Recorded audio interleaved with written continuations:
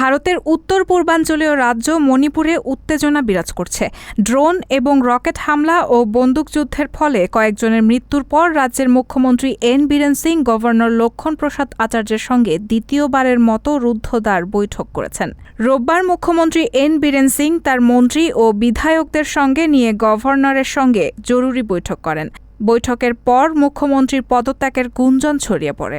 ভারতীয় সংবাদ মাধ্যম ইন্ডিয়া টুডের একটি প্রতিবেদনে বলা হয়েছে, মণিপুরের মুখ্যমন্ত্রী গুরুত্বপূর্ণ একটি বৈঠক করেছেন, যা প্রায় ৪৫ মিনিট ধরে চলে।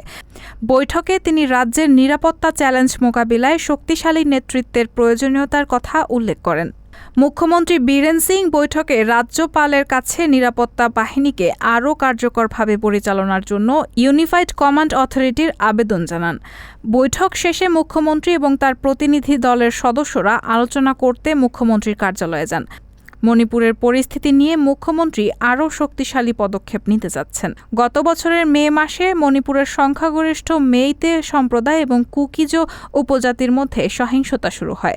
ফলে ২ শতাধিক মানুষ প্রাণ হারান এবং প্রায় ৫০,০০০ মানুষ বাস্তুচ্যুত হন। সম্প্রতি ড্রোন এবং রকেট ব্যবহার করে হামলার কারণে কেন্দ্রীয় সরকার উদ্বিগ্ন।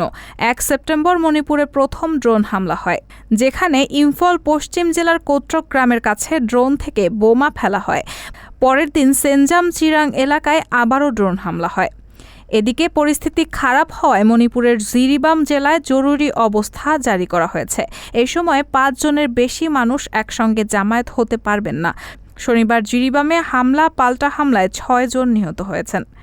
সন্ত্রাসীরা ঘুমন্ত অবস্থায় একজনকে হত্যা করলে সেখানে ব্যাপক গোলাগুলি হয়, যার ফলে ৪ জন মারা যান। রায়হানা মুন, সবার কথা।